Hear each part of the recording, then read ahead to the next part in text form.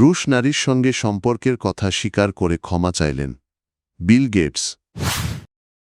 ইমরান খানের উন্নত চিকিৎসা নিশ্চিত করতে উচ্চ আদালতে গেল পিটিআই। ব্ল্যাক সি পাইপলাইনে নাশকতার ছক, পুতিনের সতর্কবার্তা। গাজা গণহত্যায় জড়িত কোম্পানিতে কেমব্রিজের গোপন বিনিয়োগ। কুখ্যাত যৌন অপরাধী জেফ্রি অ্যাপস্টেইনের সঙ্গে সম্পর্ক নিয়ে বিতর্কের মুখে অনুশোচনা প্রকাশ করেছেন মাইক্রোসফটের সহপ্রতিষ্ঠাতা বিল গেটস। নতুন কিছু নথি ও ছবি প্রকাশের পর তিনি গেটস ফাউন্ডেশনের কর্মীদের কাছে ক্ষমা চেয়েছেন। রয়টার্সকে দেওয়া এক বিবৃতিতে ফাউন্ডেশনের মুখপাত্র জানান, এক অভ্যন্তরীণ বৈঠকে বিল গেটস স্বীকার করেন যে অ্যাপস্টেইন সংশ্লিষ্ট নথিতে উল্লেখ থাকা 2 রুশ নারীর সঙ্গে তার ব্যক্তিগত সম্পর্ক ছিল। তবে তিনি দাবি করেন ওই সম্পর্কের সঙ্গে অ্যাপস্টেইনের যৌন নির্যাতনের কোনো যোগ নেই।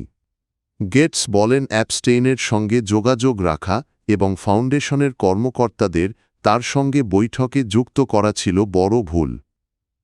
এজন্য তিনি দুঃখ প্রকাশ করেছেন এবং সংশ্লিষ্ট সবার কাছে ক্ষমা চেয়েছেন। তবে তিনি যে কোনো অবৈধ কর্মকাণ্ডে জড়িত থাকার অভিযোগ অস্বীকার করেছেন। তার দাবি, তিনি বেআইনি কিছু করেননি এবং ভুক্তভোগীদের সঙ্গে তার কোনো যোগাযোগ ছিল না। এই বিতর্কের প্রভাব ইতোমধ্যে তার আন্তর্জাতিক কর্মসূচিতেও পড়েছে। ভারত আয়োজিত একটি প্রযুক্তি সম্মেলনে অংশ নেওয়ার কথা থাকলেও তিনি নিজের নাম প্রত্যাহার করে নিয়েছেন। গেটস ফাউন্ডেশন জানিয়েছে তারা কখনোই জেফরি অ্যাপস্টেইনকে কোনো অর্থ দেয়নি বা তাকে নিয়োগ করেনি। পাকিস্তানের সাবেক প্রধানমন্ত্রী ইমরান খানের উন্নত চিকিৎসার দাবি জানিয়েছে তার দল পিটিআই। চোখের বিশেষ চিকিৎসার জন্য তাকে দ্রুত ইসলামাবাদের শিফা ইন্টারন্যাশনাল হাসপাতালে নেওয়ার আবেদন করা হয়েছে। বুধবার এ বিষয়ে পাকিস্তানের সুপ্রিম কোর্টে আবেদন করেন দলটির আইনজীবীরা।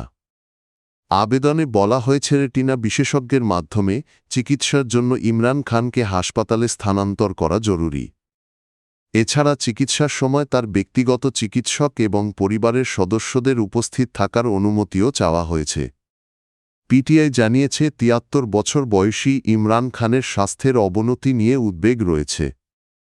একটি মেডিকেল রিপোর্টে তার ডান চোখের দৃষ্টিশক্তি কমে যাওয়ার তথ্য উল্লেখ করা হয়েছে। তবে সরকারি কর্মকর্তারা বলছেন কারাগারেই তাকে যথাযথ চিকিৎসা দেওয়া হচ্ছে এবং তার অবস্থা স্থিতিশীল।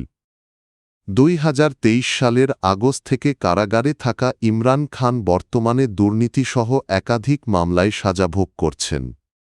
তার বিরুদ্ধে আরও কয়েকটি মামলার বিচারও চলছে। রাশিয়ার প্রেসিডেন্ট ভ্লাদিমির পুতিন সতর্ক করে বলেছেন, কৃষ্ণসাগরের তলদেশ দিয়ে তুরস্কে যাওয়া রাশিয়ার 2টি গুরুত্বপূর্ণ গ্যাস পাইপলাইন তুর্ক স্ট্রিম ও ব্লু স্ট্রিমে নাশকতার চেষ্টা হতে পারে। মঙ্গলবার মস্কোয় রাশিয়ার নিরাপত্তা সংস্থা এফএসবির এক বৈঠকে তিনি এ আশঙ্কার কথা জানান। পুতিন বলেন, সমুদ্রের নিচে থাকা গ্যাস অবকাঠামোর ওপর সম্ভাব্য হামলার পরিকল্পনা সংক্রান্ত গোয়েন্দা তথ্য রাশিয়ার হাতে এসেছে। তিনি মনে করেন ইউক্রেন যুদ্ধ নিয়ে চলমান আলোচনাকে ব্যাহত করতেই এমন চেষ্টা হতে পারে। তিনি দেশের জ্বালানি ও পরিবহন অবকাঠামোর নিরাপত্তা আরও জোরদার করার নির্দেশ দিয়েছেন। তুর্ক স্ট্রিম ও ব্লু স্ট্রিম পাইপলাইনের মাধ্যমে কৃষ্ণসাগরের তলদেশ দিয়ে রাশিয়ার প্রাকৃতিক গ্যাস সরাসরি তুরস্কে সরবরাহ করা হয়। বর্তমানে ইউক্রেন যুদ্ধকে ঘিরে রাশিয়া ও পশ্চিমা দেশগুলোর মধ্যে উত্তেজনার মধ্যেই এই সতর্কবার্তা এসেছে। কেমব্রিজ বিশ্ববিদ্যালয়ের এন্ডাউমেন্ট তহবিল থেকে ১৪ কোটি পাউন্ডের বেশি অর্থ এমন একটি বিনিয়োগ তহবিলে রাখা হয়েছে যেখানে ইসরায়েলের সঙ্গে যুক্ত কিছু বিতর্কিত কোম্পানির শেয়ার রয়েছে। একটি অনুসন্ধানী প্রতিবেদনে এ তথ্য প্রকাশ পেয়েছে। মার্কিন নিয়ন্ত্রক সংস্থায় জমা দেওয়া নথি বিশ্লেষণ করে দেখা গেছে বিশ্ববিদ্যালয়টি একটি বিনিয়োগ তহবিলের মাধ্যমে বিভিন্ন আন্তর্জাতিক কোম্পানিতে পরোক্ষভাবে অর্থ বিনিয়োগ করেছে। অভিযোগ রয়েছে এসব কোম্পানির কিছু ইসরায়েলের সামরিক কার্যক্রম বা ফিলিস্তিনি ভূখণ্ডে কর্মকাণ্ডের সঙ্গে যুক্ত। এর মধ্যে প্রযুক্তি, বিমান ইঞ্জিন এবং ভারী যন্ত্রপাতি নির্মাতা প্রতিষ্ঠানও রয়েছে। এই তথ্য প্রকাশের পর বিশ্ববিদ্যালয়ের বিনিয়োগ নীতি নিয়ে নতুন করে বিতর্ক শুরু হয়েছে। সমালোচকদের অভিযোগ বিশ্ববিদ্যালয় দীর্ঘদিন বিনিয়োগের তথ্য গোপন রেখেছিল। এর আগে শিক্ষার্থীদের আন্দোলনের পর বিশ্ববিদ্যালয় কর্তৃপক্ষ বিনিয়োগ নীতি পর্যালোচনার প্রতিশ্রুতি দিয়েছিল। তবে নতুন তথ্য সেই দাবিকে প্রশ্নের মুখে ফেলেছে।